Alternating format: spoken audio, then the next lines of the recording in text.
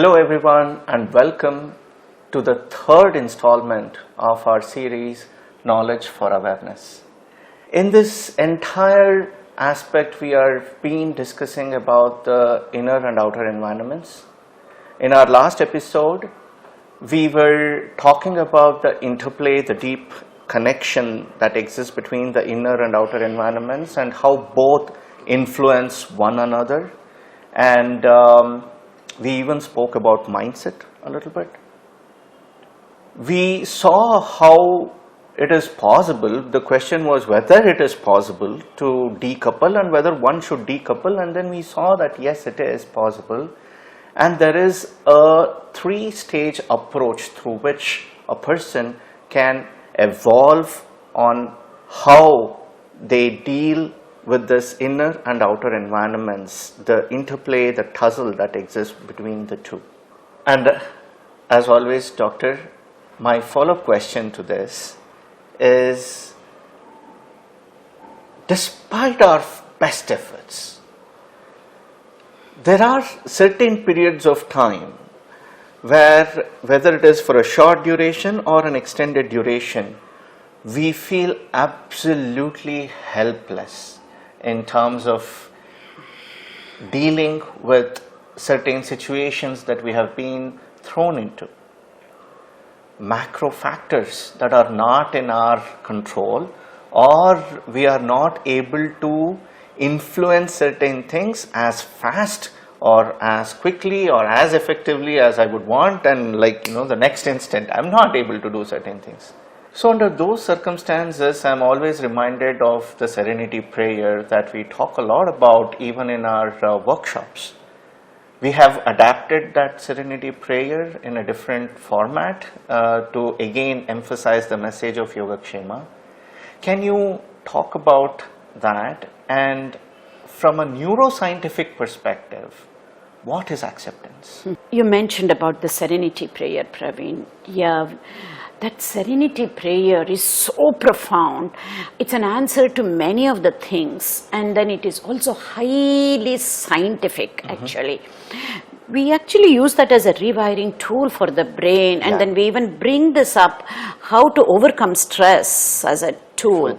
But that's a separate issue altogether. But let us just look into what that serenity prayer is, and more importantly, what is acceptance from a neuroscience perspective.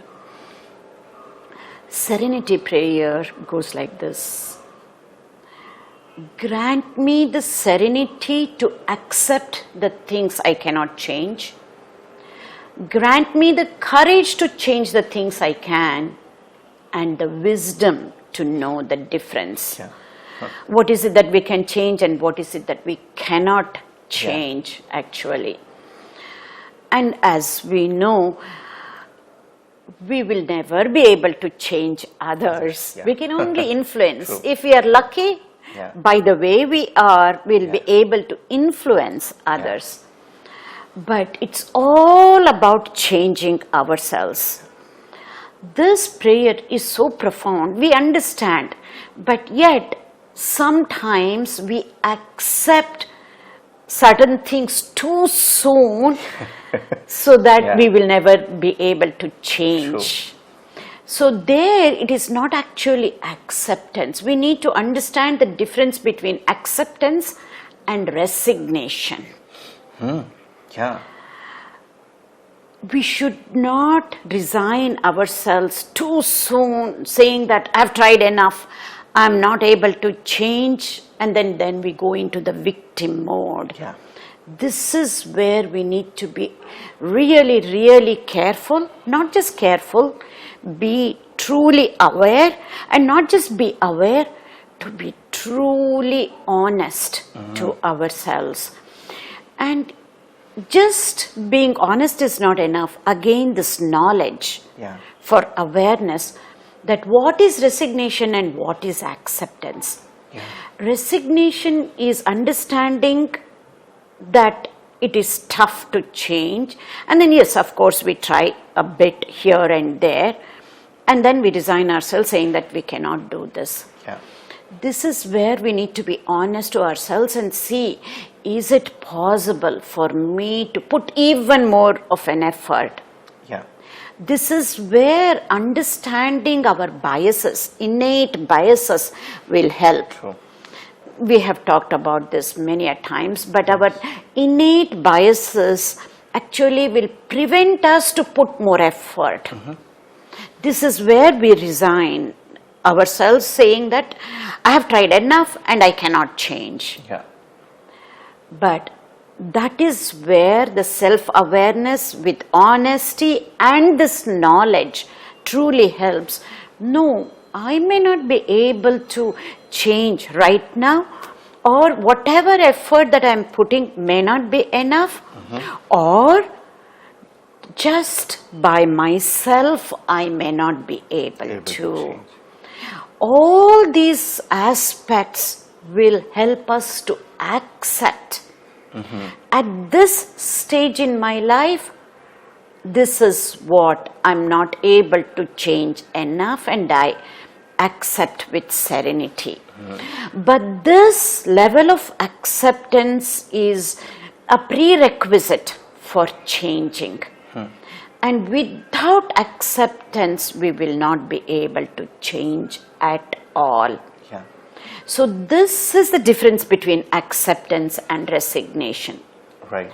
And acceptance is recognizing, not resigning to our effort. Yeah. Recognizing I may not be putting enough effort, I will wait, gather my energies and put more effort. Yeah. That recognition again is a prelude for acceptance, which is a prelude for changes and transformation. This is true acceptance, and that acceptance can happen when we allow ourselves to be in the present moment. Extremely important to be in the present moment, allowing ourselves to be in the present moment in a mindful way. Not worrying about the past, not having the influence, negative influence of the past, but a positive influence even about our failures, to learn from the past, about the past experience, about the external environment, and to be truly hopeful about the future, because we also will depend on ourselves, our inner environment, our mind, having faith in ourselves, and if need be, get help where it is needed. But even that external help is very little, because everything boils down to changing from within, as we know. This is the stepping stone. This is what true acceptance means. Allowing ourselves to be in the present moment, accepting whatever thoughts, emotions, feelings that we get, and to be mindfully accept, but being extremely hopeful and having faith in ourselves, and to be able to learn new skills, to be able to put effort in different ways. Otherwise, as I think it is Einstein, if I'm correct, who says you keep doing the same thing and expect different results, and you know what it is called. He says it's insanity. He goes to that extreme. So we will be able to tweak. We will be able to take a different approach. We will be able to take detour and then come back again, but we need to know what we want. That goal has to be clear. What do we want? As long as that is clear, acceptance will lead to changes. Another aspect that comes to mind when we talk about acceptance, and really when you say that those are the moments when we will have that ability to really understand the limitations and know how you can, like, okay, at this moment I'm not able to, but then with that being hopeful of the future, while being realistic and aware of the present limitations, we are always hopeful of the future.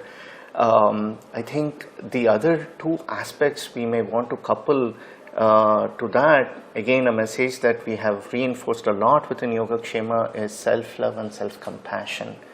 Because when we talk about in the being aware, like for example, if I'm aware that okay, I'm not able to put in effort that is required right now to the extent that is necessary right now, that inability instantly triggers in many of us the a deep sense of failure, that oh, I'm not able to do what is required right now, you know, and it is a personal failure that immediately gets reflected, and that is where self-love and self-compassion, I think, is going to be very important. Can you elaborate on that? Yeah.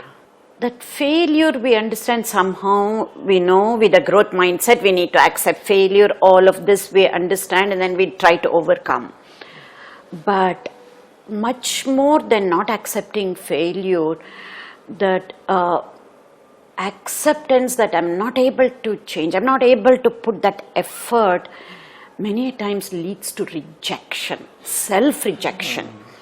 That is where we need to watch out and be careful and to be aware of that self-rejection, because self-rejection leads to loneliness. And we know the difference between loneliness and aloneness. Solitude, it's yeah. not about solitude and aloneness. It leads to loneliness. At least at a younger age, it is okay. As people get older, that not able to change themselves, not able to put more effort, leads to rejection, self-rejection, leading to loneliness and causing depression and whatnot. So this we need to be aware for ourselves and for our loved ones, if there are any, when we are living with elderly people. Extremely important. So that self-compassion and self-love, I know, I tell you, this we really need to completely believe in it and practice and practice and practice. Especially in our culture, that self-compassion and self-love, I will tell you, it is not being taught. Because we are being taught to be, quote unquote, to be good all the time, to be not perfect in a bad sense, I'm saying, to be pushing yourself to be the best. Those terms are also many a times, it is very, I would say, I'm going to go to the extreme and say sometimes it is toxic. Rather than that, if we keep using the words to be evolving, make the mirror as your competition, then there is always room for self-compassion and self-love. I think we need to learn this as elders, as parents, as educators, to inculcate this type of comparative feeling in a much broader way, so as to evolve, compete with ourselves rather than with others. When we are competing with the external world or in this dog-eat-dog world, that is where, coupled with our culture, self-compassion and self-love is extremely hard. And I know I have faced this at a younger stage, and I know younger generations, how when we are brought up with such great values with our culture, but yet sometimes with these words, it was meant in a different way at that time, but that impact is very different at this stage. So we need to understand that ourselves and develop self-love and self-compassion, because you know the brain is always wired for familiarity. We go back and think about those old days. We need to rewire our brain including the new terminologies. You know, self-compassion and self-love was unheard of when I was young in my dictionary, either at home or in our culture. So we need to regroup and bring these even terms so that we rewire our brain for such terminologies and develop self-compassion and self-love path to evolve. Yeah. So there are a lot of deep aspects that we covered in our discussion today. If I were to take a step back and reflect on this, assuming that we have established that belief and we really prioritize something in our life, we believe in something, we have prioritized something, and then we are working towards achieving that goal or achieving those ends that we have aimed for. But then the inner and outer environments are not always supportive. More so, there are going to be moments when either one of it is not conducive for us, for either a brief period of time or an extended period of time, and it could be despite our best efforts. And that is where, when we were talking about the serenity prayer, we hinted that there is an adaptation of it which exists in YogaKshema. And the very first line, what we have changed is where it says, grant me the serenity to accept the things that I cannot change. We say, let me develop the serenity and mindfulness to accept the things that we cannot change. That the essence of that first sentence was what was elaborated during our discussion, where Dr. Vastare emphasized on being aware about the effort that we have put, completely honest with ourselves, and that again ties closely with our belief system. Do I believe that this is important for me? Have I prioritized it well enough? And if so, and despite giving my best efforts, if something is not working out, then we accept, but we do not give up hope. When we resign to something, we have already given up. When we resign and we take our hands off, we have drawn it to a close. But acceptance is not about pulling a full stop. It is about taking a small break. It's like putting a comma in a sentence. You put a pause, but there is hope for continuation, and that hope is deeply tied to self-compassion and self-love. In our culture, in our tradition, there is so much of emphasis put on self-regulation, self-denial, self-discipline. And there is a dimension where all of these aspects are extremely important. But all of those dimensions have a deep connection with self-compassion and self-love. I hope our discussion today has prompted everyone to think more whether we are being compassionate with ourselves. Dr. Vastare spoke about being your own competition, and in this day and age we talk about being ruthless with your competition. But that's not what it is. Even if you are your own competition, you have to be compassionate towards your own self. And only then you can reflect that compassion and love towards others also. As always, Doctor, thank you so much for your deeply insightful and deeply moving knowledge that you have been sharing with us. In our next discussion, we are going to take this concept a little bit more deeper, where we talk about, despite our, okay, I have accepted that, there are certain situations where I'm not able to do anything. And whenever that acceptance happens, with all self-love, self-compassion and dedication, yet there are going to be moments when our energy just saps. How do we deal with this? Let's discuss that in our next session. Thank you so much for your time, and we both will see you again in our next episode. Till then, don't forget to subscribe and hit on the bell icon so that you're going to be intimated every time we post a new video on. Thank you so much, and see you next time. Thank you. Namaste.